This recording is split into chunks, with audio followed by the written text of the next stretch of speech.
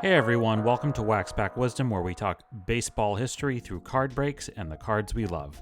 My name is Jake T. O'Donnell. Today it's our 50th episode, and we're going back and grabbing the oldest pack that we have in our current inventory. So this time we're going to open this pack of 1981 Donruss baseball. There's 18 cards in it, and we're going to see what we find in this vintage pack. I've had this sort of kicking around for a little while.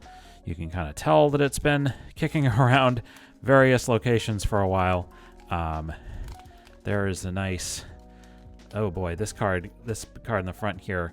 Apologies to John Castino something for, oh boy, the gum did a number on the cards in this pack. Hopefully some of these cards are not going to be completely destroyed, but oh boy, look at that. That's one of the worst ones. Besides this one and the Yaz in action card from 82 Topps, I think, got absolutely mangled by nasty gum. So let's go through again. Bill Caudill's card here got a bit messed up as well, unfortunately. So again, that first card I can't even tell who it was. Well, maybe we'll try to get back to it. But Bill Caudill is the first card that we can see here from 81 Donruss. Cubs era. This is kind of heading into a better era for them, and you can see that Donruss, in an effort to kind of separate themselves a little bit from Fleer and Topps at the time, had a little bit more sort of narrative at the back of this first edition collector series for the 81 Donruss. I am not positive if Donruss had done a set of cards before this, but there's John Verhoeven as well with the Twins. And unfortunately, I'm kind of thumbing through the cards a little bit here. A lot of some of these, I think hopefully, I think just the next two cards have been sort of impacted by the gum a bit here. But anyway, there's John Verhoeven with his powder blue Twins uniform. Same thing here with Bill Stein wearing a nice powder blue. This was definitely in vogue, but maybe we'll see some Phillies cards with similar look on the uniforms there. There's Bill Stein with the Mariners. This is shortly after they started, I believe the first year for the Mariners, and the Blue Jays as well was 1977, so early in the tenure here, and obviously quite a few years away from having Ken Griffey Jr. and the sort of when they became kind of the it team. They were really the it team in the 90s. Carlos Lascano from the Cubs. Again, talking before, the Cubs had a sort of a better era in the mid-'80s compared to the early 80s. At this point, fun fact, the Cubs were still only playing day games at Wrigley Field. They did not have their first night game until I think it was 1987, 1988, when they finally installed lights at Wrigley Field. They only had day baseball for... I think the park opened in 1914, and it was actually a vestige of the Federal League. And at some point, we will talk about the Federal League on this channel when we talk about a very specific type of card from the mid-1910s, from the teens, that I have in my collection. So excited to talk about that. That's where the Cubs got started. Or that's where Wrigley Field got started. It was not the Cubs field at first. The Cubs took it over after the Chicago team in the Federal League folded. There's Len Sakata for the Orioles. This would be right before the arrival of Cal Ripken Jr. There's Mike Proley wearing the classic look of the White Sox in the 70s and 80s. They had some very unique uniform styles, that is for sure. But that's what we got there. Here is an interesting card that might be a rookie card. This is a Mookie Wilson early card definitely for Mookie Wilson, listed as a shortstop here. He came to, I believe, prominence more as an outfielder, but I believe we've discussed Mookie Wilson a bit on this channel. Mookie Wilson was the one that hit the roller up along the first baseline that went under Bill Buckner's glove in Game 6 of the 1986 World Series. Easily, by far, the biggest moment of Mookie Wilson's career, and was a world champion in 1986 and is remembered for his run there. Speaking of somebody who's remembered for being with the Mets is Dave Kingman. Dave Kingman was a superb power hitter, ended up with close to 500 home runs, not quite. A lot of great years with the Mets. Also was with the A's, the Cubs, you can see here. Dave Kingman, I feel like, would fit in a little bit better in today's game, where he was an all-or-nothing power hitter, struck out a lot, and did not hit for a high batting average, but just would sell out for power and would try to hit a home run pretty much every time up. Again, he would fit in a little bit better in today's game, where that is a bit more valued. Think about somebody like even like a Joey Votto or somebody like that. That's what Dave Kingman was like. So there you go. There's Dave Kingman. Next up is another sort of well-known name from the past. It's Jerry Koosman.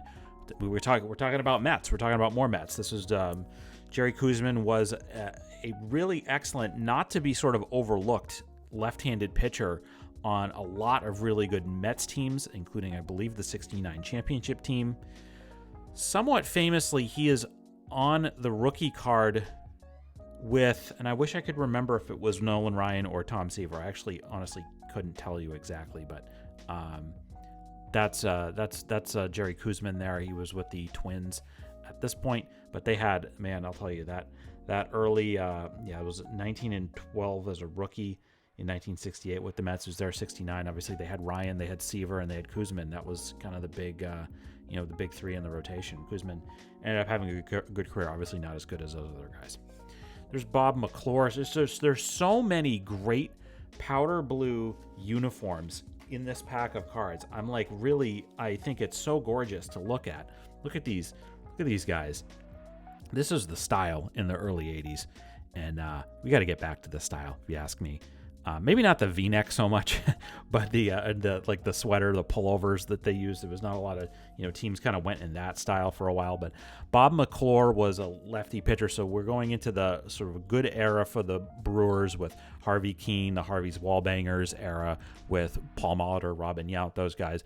Bob McClure was part of that. And then years later, Bob McClure ended up being a pitching coach in the big leagues. That is much I know about. Next up is John Castino. So I think what we're actually seeing here are some doubles. I think John Castino. So if you were a big John Castino fan in 1981, you at the very least could live with the fact that the card that's at the front of the pack got completely destroyed by gum, but there's another John Castino card in the pack that's in pretty good shape. So we can live with that as aficionados of these cards. I can't really say I know much about. And it's interesting here to see that we're getting more doubles here. And I think it's interesting because these are some of the cards that were really messed up by the gum. So I don't know if Donruss was sort of looking ahead. Same thing, next one as well. John Verhoeven. I believe these were the first three cards in the pack. So maybe they knew that their gum was going to cause some problems. There's a bunch of doubles in here. There's Butch Hobson. So I don't know if this is I don't think this is an error card necessarily, but it's interesting that you see Butch Hobson here with the Red Sox gear on, but he's listed as being with the Angels. And he was traded to the California Angels. They were the California Angels at the time, along with Rick Burleson for Carney Lansford, Rick Miller, and Mark Clear. This would be, an interesting era. This was the sort of somewhat purposeful disillusion of the really good 70s Red Sox teams. And, the fact that Carlton Fisk and Fred Lynn were not brought back. And they made this trade to, this is the sort of peak of Haywood Sullivan's sort of reign of terror with the Red Sox. But Hobson left. They trade for Carney Lansford. Lansford's the third baseman for a couple of years, and then they move on from him to make room for a guy named by the name of Wade Boggs, and we know what happened after that. Hobson, I believe I mentioned it on this channel before, manager of the Red Sox in the early 90s when I first started watching the Red Sox. So there you go. And then, we got a couple more doubles here, I think. Carlos Lascano, Len Sakata, and Mike Proli. I think that basically half of this pack is doubles. So you get 16 cards. Donruss still had some stuff to figure out between the destruction of the card with the gum there and some other stuff. So who should we pull out of this in terms of who was kind of the big star of this pack? There's not a lot of huge names. I guess I'm gonna have to go with Dave Kingman there. So Dave Kingman, he gets the spot at the end. So that's gonna do it for this edition of Wax Pack Wisdom. Tell us what you thought of this break. What's your favorite card we pulled today? Do you have a story about one of the players in this pack? Leave us a comment and let us know. We'd love to hear it. If you enjoyed this video, we invite you to give it a like and subscribe to our channel so you don't miss any of our Wax Pack Wisdom content. In the video description, you can find links to where you can follow Wax Pack Wisdom on all social media channels. You'll also find a link to a list of our favorite nonprofits and charities. If you enjoyed this video, please consider a donation to one of those organizations. It would mean a lot to us. Thanks very much for watching, and we'll see you next time on Wax Pack Wisdom. Take care.